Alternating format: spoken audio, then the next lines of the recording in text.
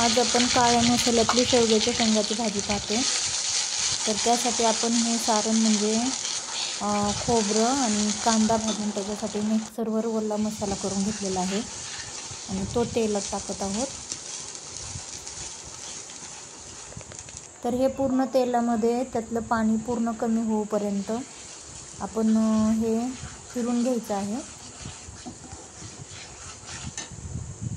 या वाटणाला चांगलं तेल सुटेपर्यंत, आता तेल सुटते, धना पावडर टाकून आता मी आपल्या घरातील रोजचा काळा मसाला आणि लाल मिरची पावडर टाकून घेतली।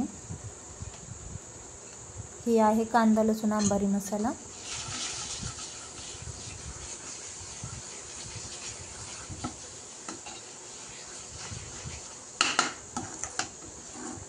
आता याच्या अगोदर मी शेवग्याची शेंग मिठाच्या पाण्यामध्ये शिजवून घेतलेली आहे थोडी।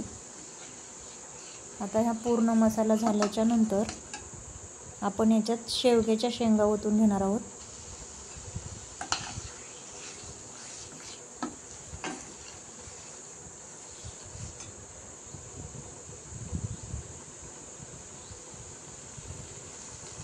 ह्या आहेत शिजवून घेतलेल्या शेवग्याच्या शेंगा।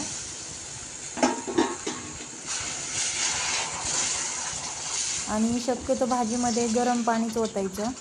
कोणतीही जरी भाजी असली तरी पण त्यामध्ये गरम पाणी ओतल्यामुळे अजून भाजीला चव वेगळीच येते। मीही तेच पाणी गरम करून घेतलेलं आहे असंच।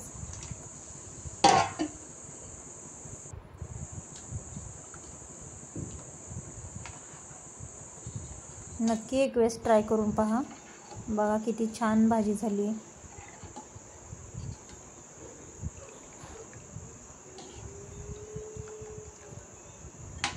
भाजीला रंग देखील खूप छान आलेला आहे।